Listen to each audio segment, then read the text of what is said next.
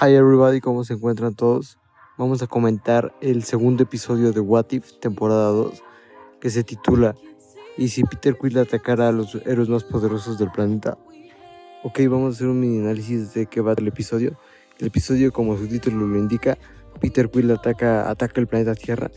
Si recuerdan, yo en el episodio anterior dije que podía pasar algo así en este. Yo hice una teoría de que al final del episodio anterior, Yondu había dejado a Peter Quill con Ego. Al final no se arrepintió porque todos conocemos la historia de que él no fue a dejarlo. Ego le pagó a Yondu para que lo dejara, pero Yondu, digamos, lo secuestró y se lo quedó. Y yo dije que tal vez en el universo de Nebula, cuando son a los Nova Corps, es posible que, como no se dieron los sucesos así, se pudo alterar de tal manera que Peter Quill sí se fuera con su padre y entonces tuviera poderes, o si no, pues nada más se quedara a la deriva o en el planeta Tierra. Y justamente esto pasó en el episodio de ayer. Yondu nunca se quedó a Peter Quill. Peter Quill se fue con su padre, Yondu no cambió de parecer, él aceptó la paga y se fue. Entonces en este episodio nos plantean la idea de que Peter Quill es controlado por Ego para ir a conquistar varios planetas, y eso nos lo dejan en claro alrededor de todo el episodio. Este comienza pues, como dije, Peter es mandado a la Tierra para seguir plantando semillas y supongo que destruirla, y él aterriza en Nueva York. El año es diferente porque aterriza en 1988 porque es un niño, si se fijan, donde pelearon los Vengadores en Nueva York, en esa parte. Él aterriza. Después nos revelan que fue interceptado por Thor, dan a entender, y por eso cayó a la Tierra. Ahí es cuando los policías de la zona empiezan a llegar y le empiezan a apuntar. Y para no hacerles el cuento largo, pues termina destruyendo medio Manhattan, ¿no? Aunque sí se sacan de onda porque es un niño. Entonces en Pegasus, la agente Carter y el famosísimo Howard Stark están ahí porque, si recordamos, ellos son miembros fundadores de S.H.I.E.L.D. Entonces estaban ahí monitoreando el planeta y se dan cuenta que hay una anomalía muy grande. Ese niño es muy poderoso y ven que ya destruyó medio Manhattan. Entonces Carter se pone a reclutar a los héroes de ese tiempo, a los individuos más poderosos, para hacerle frente a la amenaza. El primero que se nos presenta es Hank Pym, a su versión joven, junto a una versión niña de Hope Van Dyne. Y recordemos que en el universo principal Hope es Wasp, pero en este pues es una niña y Hank tiene el manto del hombre hormiga porque es la época de 1988. Ya lo dijiste. Ellos no se llevan tan bien porque, si hacemos memoria, después de la muerte de su madre, ellos no tuvieron una buena conexión en el universo principal. Aquí nos da a entender eso porque él le prepara comida y ella no la quiere, y en eso le marca a alguien. Después nos damos cuenta que es Howard Stark. Él le cuelga y después le vuelve a contestar, todo para decirle que si no quiere hablar con él, mejor vea las noticias. Se da cuenta de lo que está pasando y decide ir. Obviamente se lleva a Hope porque no tiene niñera, y eso es lo que nos dice. Llegan a la base de S.H.I.E.L.D. Sí, creo que es de S.H.I.E.L.D. Y entonces se encuentran al mismísimo Goliath. Si recordamos, Goliath apareció en Ant-Man 2, Ant-Man and the Wasp. Obviamente nunca nos mostraron su versión con el traje, solo nos dieron a entender que él también hacía misiones y llegó a tener un traje en una época como la de Hank. Eso es lo que vemos ahorita. No me sé su nombre. Con su traje no clásico, porque clásico está chistoso. Entonces tenemos un traje parecido al de... es como el de el hombre hormiga, pero azul. De ahí se nos va presentando más personajes como el príncipe T'Chaka y el padre de T'Challa. Nada más que es una versión joven como la que conocimos de T'Challa en el MCU. De hecho, acaba de apenas ser rey, por lo que acaban de decir en el episodio. Y aquí se nos presenta algo muy interesante porque nos revelan que el padre de T'Chaka y el abuelo de T'Challa trabajó con los Estados Unidos en la Segunda Guerra Mundial. Y de hecho, él les dio el vibranium del escudo del Capitán América. Howard Stark habla con T'Chaka y menciona eso. De ahí se nos presenta en esa escena el último personaje del elenco de los Vengadores de esa época que aparece en esa escena. Y de ahí es ni más ni menos que el Soldado del Invierno, ya que Rusia o Siberia lo mandó a exterminar al niño antes de que llegara a esos países porque se veía muy poderosa la amenaza, y como es el mejor asesino del mundo. Aquí pues sucede algo interesante porque en esa precisa escena está Howard Stark y Peggy Carter, y recordemos que los dos llegaron a convivir en Capitán América 1 con él. Era el mejor amigo de Steve Rogers y Peggy Carter obvio lo conoce, al igual que Howard porque fue el compañero del Capitán América. Peggy se da cuenta de que es Bucky y se sorprende, digamos, no se sorprende, más que nada se espanta, y Howard le comenta que los rumores eran ciertos. Entonces de ahí yo saco una deducción que entonces antes ya existían rumores de que existía este tipo. Y si lo recordamos, Natasha lo llegó a mencionar en Capitán América 1, pero lo deja también igual como un rumor, solo que él ya lo sabía. Más aparte, como dato extra, sabemos que Bucky mata a Howard Stark. Ya después de ahí vamos caminando y nos va explicando qué podría pasar si el niño se sale de control y podría destruir casi todo el planeta, o mínimo los Estados Unidos. Y se nos presenta a la doctora Lawson. La llevaré a casa con mamá. Esa mujer que sale en Capitana Marvel 1, que es, digamos, la mentora de Carol Danvers, y es de hecho Kree. Ella se nos presenta igual una versión joven, porque de hecho todos los personajes de aquí son sus versiones jóvenes, porque ya en el MCU actual ya están viejos, uno ya de hecho ni vive. Entonces se nos presenta una versión joven que acaba de crear un jet que es capaz de volar rápido, y ella es la que está a través del proyecto Pegasus, que es en el que nos presentan en Capitana Marvel 1. De ahí obviamente ella se presenta con Hank, con Goliath y con T'Chaka, y obviamente pues el Soldado del Invierno, pero él quise. Algo aquí también que me voló la cabeza y me puso a pensar es que Hank y la doctora Lawson ya se conocen, porque se saludan, y de hecho le dice por su nombre Wendy. Yo no sabía que su nombre era Wendy. Y de ahí Hank le pregunta si ese uniforme no es de la Tierra, y le dice que no, que es del Star Force. Algo a lo que todos se quedan sacados de onda, y ella dice que les explicará. Ya ellos en el avión van hacia donde está Peter Quill destruyendo, y ya de ahí logran verlo, y está en una feria. Él está destruyendo todo lo que ve, hasta agarra solo un peluche de un lugar sin ganar nada y lo rompe. Todo un villano. Y de ahí ellos se pueden idear un plan. Ya posteriormente llegan y tienen una batalla con Peter Quill. Lo entretiene el hombre hormiga, le empieza a poner hormigas y eso hace que se espante, y eso lo lleva a una casa de espejos. En la casa de espejos lo intercepta T'Chaka. No tiene mucho éxito porque como había unos láseres, le cortan la cabeza a su peluche de Star-Lord, bueno, de Peter Quill, y eso hace que se enfade y destruye el lugar. De ahí se las tienen que arreglar tanto Goliath como Hank y T'Chaka para poder retenerlo. Ya de ahí la doctora Lawson se pone a investigar la nave en la que vino él, que es muy parecida a la que vemos en Guardianes de la Galaxia 2, hasta yo me atrevería a decir que es la misma, que sale cuando Ego va por Peter Quill al planeta, cuando los soberanos van a destruirlos. Es la misma nave, y de hecho ahí la doctora Lawson se queda a investigarla, y los únicos que les enfrenta al joven Quill es T'Chaka, Hank Pym y Goliath. Ellos son los únicos tres, y obviamente después se empiezan a ver complicaciones porque se mete el Soldado del Invierno, y eso hace que le disparen a la nave por accidente de Peter Quill, y la doctora Lawson ya no la pueda seguir escaneando, o bueno, revisando. Posteriormente de eso, ellos se dan cuenta que el niño es muy poderoso y deciden retirarse. Justo cuando se están retirando el niño con sus poderes, que no sé por qué no hizo eso en Guardianes de la Galaxia 2, agarra la nave y no deja que se vayan. De una forma casi inesperada, porque de hecho yo no sabía que iba a salir, bueno, no me acordaba que iba a salir también en el episodio. Llega Thor. Thor llega a hacerle frente. Esto se me hizo muy interesante y muy padre, porque si recordamos, Thor no tiene la misma edad que los Vengadores. Él tiene más de 1000 años.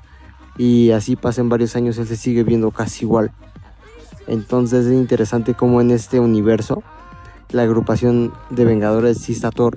Y de hecho también está Hank Pym, que son la agrupación de los cómics original, y los demás superhéroes de los 80. Thor es el deus ex máquina de todos los que están ahí para salvarlos de Peter Quill. Y después de eso llegan a la base y interrogan a Thor. Thor nos explica que él ya había destruido otros planetas, los 9 mundos que son característicos y siempre salen en las películas de Thor. Nos dice que fueron destruidos y el único que quedaba era la Tierra. Entonces él vino a buscar a Peter Quill, y se me olvidó decirles que para esto Thor le llega y lo golpea o le da un rayo, y hace que Peter quede inconsciente. Entonces lo capturan en una celda parecida de la que vimos capturada a Loki en Avengers 1.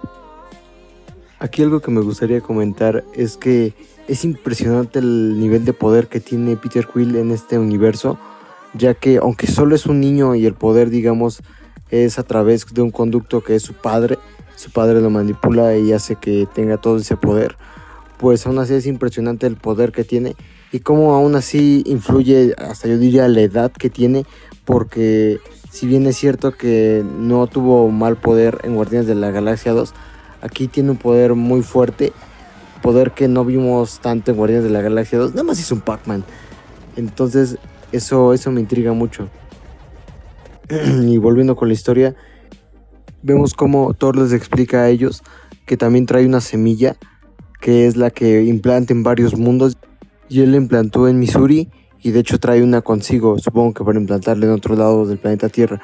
Estas semillas también, si bien recordamos, salen en Guardianes de la Galaxia 2, y de hecho sí planta una en Missouri el papá de Star-Lord. En la primera escena de la película vemos cómo la planta, y esa semilla tiene como objetivo nada más expandir el poder de Ego y que todo, digamos, de una forma se empiece a terraformar a su imagen y semejanza. Aquí hay una escena que realmente me sorprendió mucho y yo no esperaba de todos los What Ifs. O sea, son infinitas posibilidades, pero yo no esperaba una interacción entre estos dos personajes, y menos así en este contexto. Hay una escena en la que Hope está caminando con unos Walkman, los que se ocupaban en los 80s, y va cantando una canción. Lo importante aquí no es la canción, sino que va abriendo las compuertas de S.H.I.E.L.D., que yo no sé para empezar quién la dejó pasar, y se supone que si es un área de seguridad máxima debería de haber guardias, ¿no? Y sobre todo en la del ser más poderoso que ha puesto en jaque al planeta Tierra. Pero bueno, entonces entra a la prisión de Peter Quill y empieza a cantar la canción. Después lo voltea a ver y le dice que cante la canción con ella y que si se la sabe. Él solo hace cara como de felicidad, pero a la vez un poco de extrañeza, o sea, no le disgusta, y ella empieza una charla con él en la cual se nos revela que él también tenía su Walkman, y al principio del episodio su padre se lo destruye cuando Yondu lo entrega a él, y ese Walkman era de su mamá. Bueno, su madre se lo dio, si bien recordamos. Él le da a entender a ella que si él tuviera su Walkman estaría igual, y que también ese Walkman es de la madre de Hope, o sea, Jan, porque los tiene con mucha fuerza. Entonces de ahí forman, digamos, una especie de lazo, y se nos da a entender que Peter, y yo llegué a suponer eso, está contra su voluntad, lo tiene de cierta forma poseído Ego, y como les dije es un conducto de fuerza, pero digamos la mayoría de las atrocidades o cosas que llega a hacer en el episodio son manipuladas gracias a Ego. En ese punto Ego se da cuenta que Peter no lo logra detectar, porque para esto finalmente Hope se lleva a Peter lejos, lo secuestra en esa basecita, esa celda, la hace diminuta con partículas PIM y lo logra liberar. De ahí se percatan todos los Vengadores y lo van a corretear, bueno, toda la agrupación. Y llega Hank y le pregunta a Hope si estaba bien y si le hizo daño. Ella le dice que no porque es un niño. Entonces, tiempo después, empieza a hablar con los superhéroes y les dice que él no es la amenaza como tal, sino es su padre, que es una especie de dios o un celestial, y les dice que él lo está manipulando. De ahí Thor y Bucky llegan a la conclusión de que debe de morir ese niño porque es un peligro para el planeta Tierra. Sobre todo Thor hace énfasis en eso porque como él destruyó ya su planeta, quiere vengarse, y tiene una pequeña discusión con los héroes de que deberían de estudiarlo, de que es un niño y así. Después de eso, Hope a mí la verdad me sorprendió, pensé que no le iban a hacer caso a la primera. De forma fácil, logra convencer a Hank de intentar negociar con Peter de forma pacífica, porque al fin y al cabo es un niño y está siendo manipulado por su padre. A todo eso, Ego lo estaba monitoreando, se percata de que él no está porque él va a Missouri, y de hecho hasta Hope le regala su Walkman a Peter.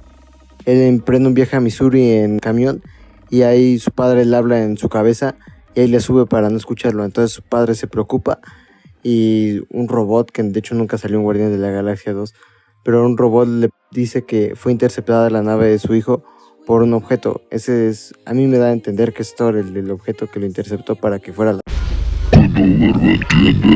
Entonces de ahí Ego les dice que ya tenía planeado ir a destruir la Tierra y pues lo va a ir a hacer de una vez, y también ir por su hijo. Pues ya llega él a la Tierra, intenta negociar Hank con él, lo acompaña la doctora Lawson para que los dos fueran a negociar. Ella le dice que si no tiene brazaletes para contenerlo, pero él le dice que como es un niño es más fácil que él los apoye por su cuenta que a la fuerza. Además que es un niño muy poderoso. Ya de todo eso intentan hablar con él, y el soldado del invierno no se presenta porque todos van a hacerle frente, porque cae en la base Ego, casi enfrente de la base donde estaban haciendo todo eso. Entonces va a Thor a hacerle frente, Goliath y T'Chaka o Black Panther. Captan los monitores gracias a Howard Stark, que llegó a algo con la misma energía cósmica que la que tiene Peter. Posteriormente Ego le revela que realmente no quiere destruir el planeta porque ya todos están armados, hasta los de S.H.I.E.L.D. están ahí y el ejército. y les dice que quiere que sean todos parte de él. Comienza la batalla y Thor se adelanta como siempre.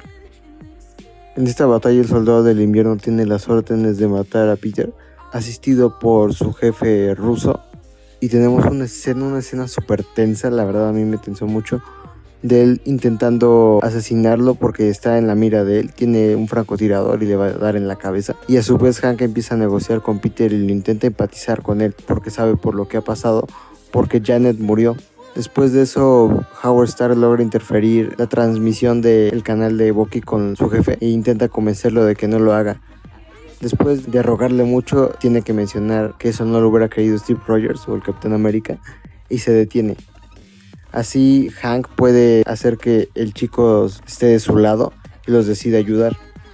En todo eso los héroes que estaban peleando contra Ego van perdiendo porque hace un ejército con la arena de monstruos que son demasiados, y obviamente llega un punto que como es demasiado los arrebasa y no pueden. Ni Goliath, haciéndose grande y pequeño varias veces, los puede retener. A todo eso llega Hank con el chico y van a detener a Ego. De todo eso lo importante es que cuando Peter decide entrar y destruir a su padre le dice que fue una decepción porque al fin y al cabo es un humano, y Peter le dice que su mamá le decía Star-Lord. Entonces de ahí nos damos cuenta que ese nombre, aunque era muy tonto, porque si nos damos cuenta en la 1 le daba risa y ni siquiera sabían quién era ese nombre, hasta el policía de los Nova Corps se ríe de su nombre porque está un poco chistoso. Nos damos cuenta que ese nombre no se lo puso solo porque él quiso, sino porque su madre le llamó así. Entonces ese nombre tiene un significado más profundo dentro de su historia de Peter Quill. Ellos van después a cazar a Ego después de ser destruido. Thor lo va a ir a cazar porque, como bien dice, y de hecho tiene razón, él en forma de planeta sigue vivo y mientras sea así, seguirá siendo una amenaza para todos. Thor decide ir solo, pero todos dicen que son un equipo y nos da a entender que van a ir a por él. De ahí hay demasiadas historias que se pueden derivar. Es impresionante la cantidad.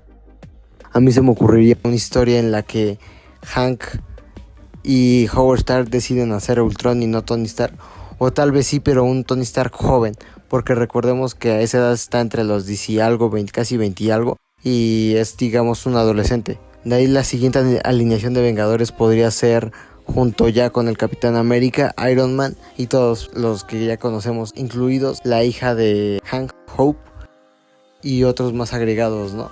Casi el mismo elenco original, pero con sus variaciones, ¿no? Y obviamente los veteranos de ese equipo serían los que salieron ahorita. Y bueno, espero que les haya gustado el video. Si fue así, no olviden dejar su me gusta, su like, que eso me seguirá ayudando a crecer. O sea, nada más llevamos 2 videos, pero si se puede. Y no, en serio, muchas gracias. Y nos vemos en el próximo video. Adiós.